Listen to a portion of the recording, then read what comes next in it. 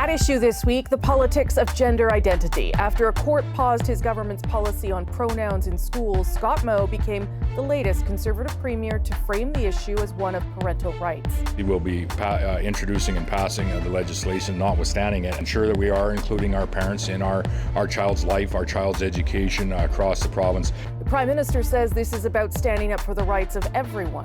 We will always stand against hatred and intolerance wherever and from whoever it comes. Canadians are also divided on the issue, so how might the politics play out? I'm Rosemary Barton, here to break it down this week. Chantal Hebert, Coyne and Althia Raj. Good to see you all this week.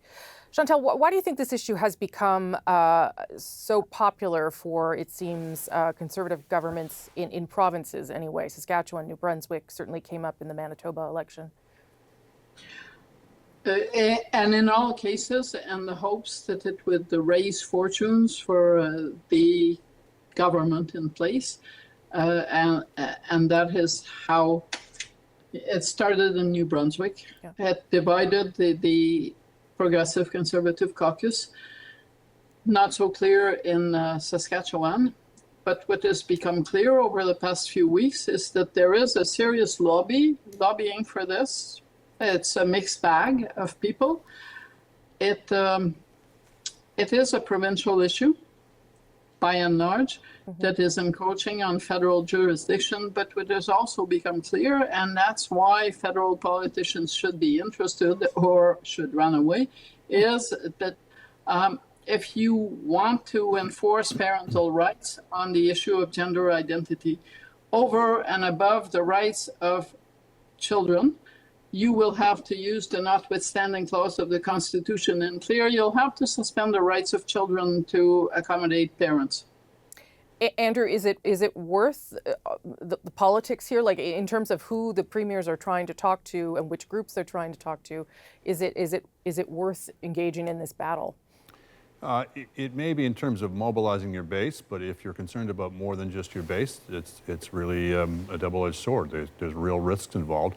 That goes double if you're talking about getting involved federally. I seem to recall Pierre Poilievre saying to the Prime Minister, butt out of a provincial matter, and he might be well advised to take his own advice on this. Not sure why he'd want to risk it. First of all, he's 15 points ahead in the polls. Why rock the boat? But also, you know, you can look at polls and say that a certain proportion of parents agree with this kind of legislation, particularly parents in religious and conservative religious and ethnic groups. And Conservatives have been tempted by this before. I remember back to the days of the fight over gay marriage. And Conservatives thought this was going to really work for them amongst these groups. And it didn't. And I think the reason may be that people, while they might support them on that particular issue, in a broader context, hear a melody in there of, if you're not comfortable with diversity in this case, maybe you're not comfortable with my kind of diversity either. So I think Conservatives should be really wary, leaving aside the merits of the case and what is the right thing to do. Just from a purely political standpoint, I think they should be really careful. My Radcan colleagues had a story that we also published in English this week saying that this is a struggle inside the federal Conservative Party, where to sort of stand on some of these issues for many of those reasons there. Althia, your thoughts? Yes, because some of them believe it will be advantageous for a number of reasons, some of which my colleagues have identified.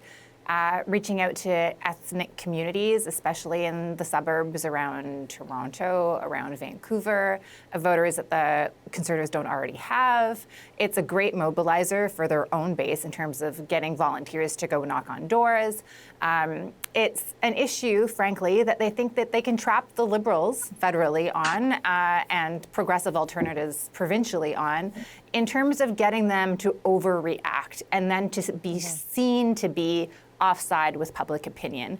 And I don't know that they're necessarily wrong about that. I would like to believe that we won't be waging the next federal election on the backs of vulnerable children and using them as a wedge issue. But I think the lesson in Manitoba's election earlier this week is that, frankly, this might be an issue that people say in polls that they care about, but when you rank what issue you actually care about, what you're most concerned about. It's like real world issues. It's healthcare, it's affordability, and these are the things that allowed Wabkanu to win. Not just that, but it also comes with a really big risk, which I think is worth noting, which is that, you know, if you're willing to do this, what else are you willing to do? And Mr. Poilievre struggles with being seen as mean, and I think that could echo the niqab, the tip line from 2015. So there are risks, and we saw what the risks were with the PC party in Manitoba. And so, yes, there are benefits, but at the moment, it kind of seems like the risks outweigh the benefits, and the Conservatives federally don't need to go down this road. Chantal. Outweigh the risks big time for two reasons. Provinces will come to different views on this issue. BC, Manitoba, Quebec will likely not come down on the same side as the New Brunswick and Saskatchewan. So if you're a government that says, or a party that says we respect federal, provincial jurisdictions, you have no business in this debate. But the other issue is, if you do feel that you should come down on the side of governments that want to intervene in this debate at the provincial level, then you are basically saying you're okay with suspending people's rights to enforce it. And once you open that door federally, you're basically saying the federal Conservatives would be open to using the notwithstanding clause for other rights. And you're opening up a can of worms that they've tried for years to get rid of, as in abortion rights, same-sex marriage. And then why would you intervene in the Supreme Court in the matter of Quebec's secularism law if you think it's okay for provinces to use the notwithstanding clause to overwrite the rights of kids? So bottom line, this is, I think, a lose-lose for any federal party that goes out in support of provinces that are going down that lane. But you do see the government, the Liberals, Andrew, taking a very strong position. Now, the Justice Minister said he was going to watch things and consider next moves and stuff with the notwithstanding clause, but certainly the Prime Minister's rhetoric on this has been very forceful. So, I wonder at what point that plays into the so-called culture wars that people might be trying to create, manufacture, or whatever. Well, I think it was Althia said that the Conservatives are hoping to bait the Liberals. I think the Liberals may be hoping to bait the Conservatives. And I think there's more risk for the Conservatives on this, particularly for Pierre Poilievre. The bargain I think he has made with the public that's got him to where he is so far is, I may be hard-edged, I may be brash, but what you see is what you get. You're not going to get any surprises. And in particular, I'm not particularly interested in social issues, in social conservatism. The social values, I think, that really work for Conservatives amongst immigrant groups is things like hard work, thrift, entrepreneurship, things that are tied more to their core economic message. And I think they'd be much more advised to be focusing on those issues if they're trying to make inroads than in these kinds of much riskier strategies with real potential downside for them. And certainly that seems to be what they're doing, their tack right now. Last word to you, Althia, about 30, 40 seconds. Well, I think the notwithstanding clause for every party, you know, you have to be ideologically consistent with what you oppose.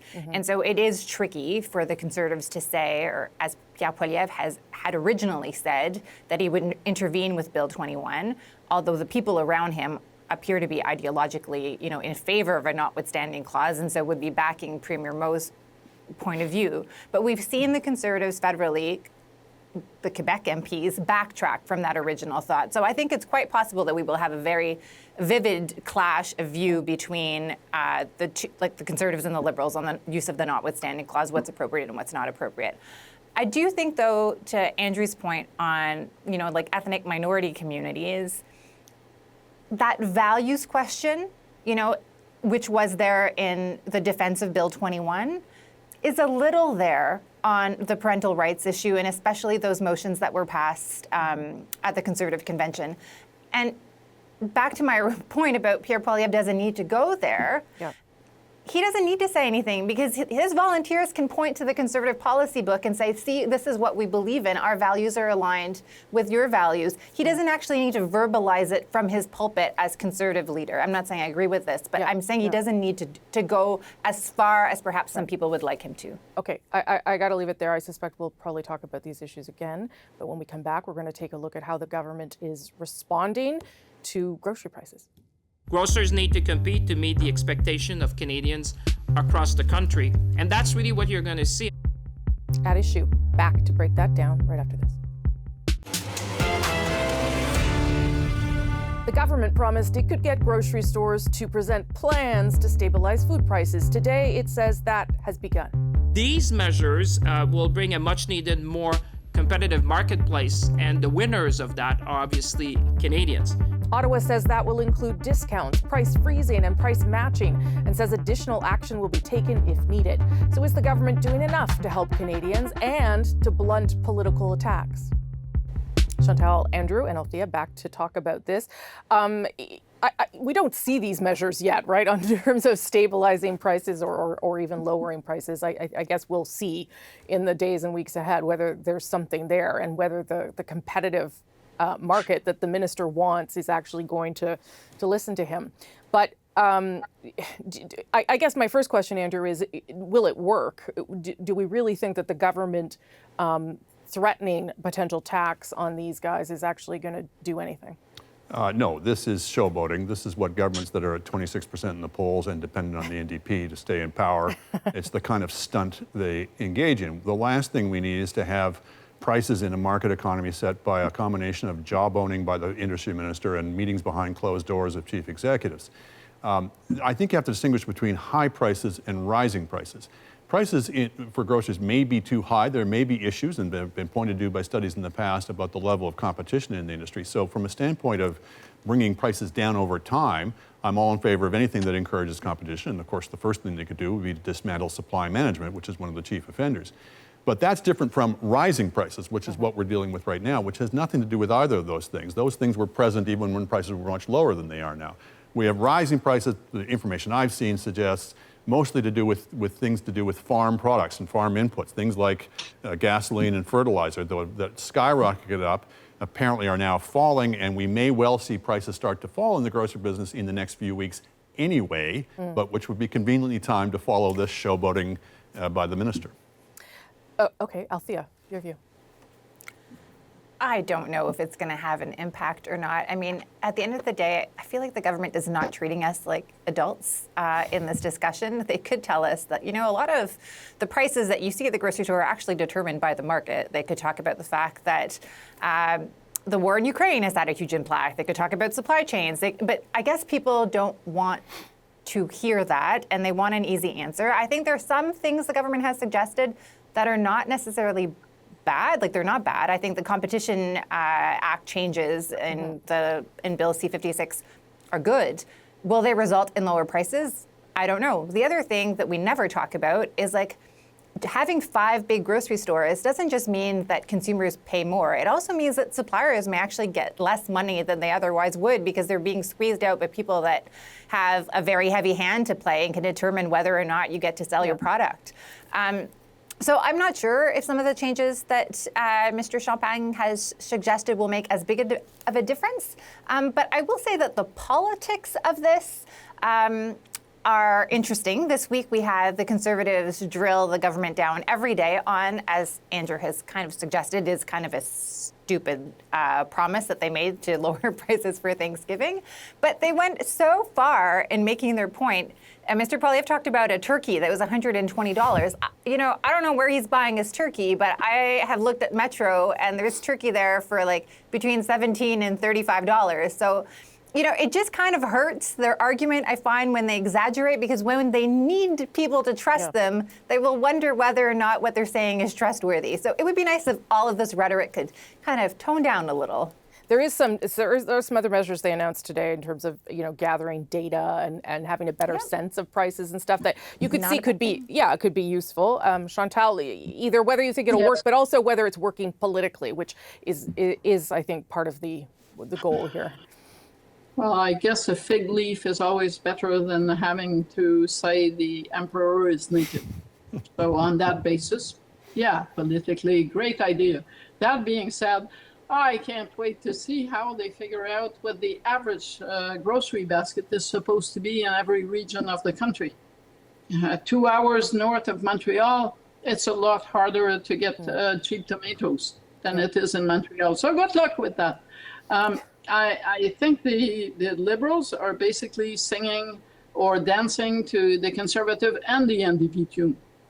And maybe that is good politics. Whether that will yield results, I suspect most Canadians will not believe that if they pay a little less for turkey, they will owe it to Justin Trudeau or to Pierre Poilievre.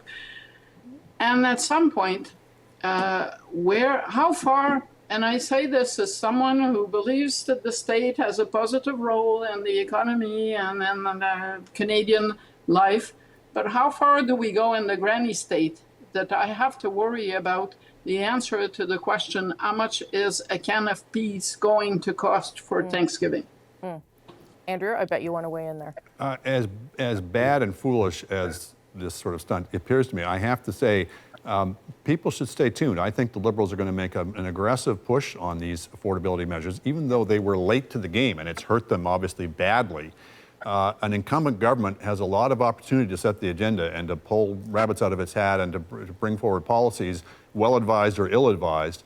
And so, you know, the 15-point gap that we're seeing in the polls now may be the trough for the Liberals, that never underestimate the ability of governments to set the agenda. Well, we didn't even talk about the Prime Minister, the housing accelerator announcement in Vaughan. If he does, 2 cities a week, that looks like the government's at least trying to solve the housing problem. Sorry, Althia, you wanted in there. Well, I was just going to say, especially when there is an enemy that you can galvanize people around, right? So for the Conservatives and the NDP, that might be the Liberals, but the Liberals might decide to make big grocers that convenient enemy. Well, that only works until people who actually produce food in this country are starting to say that the grocery stores are starving them to please the Liberals.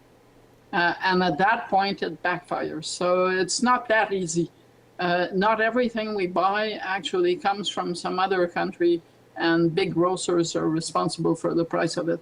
I don't see this as something that is going to bear, to make a bad pun, great fruits for the Liberals.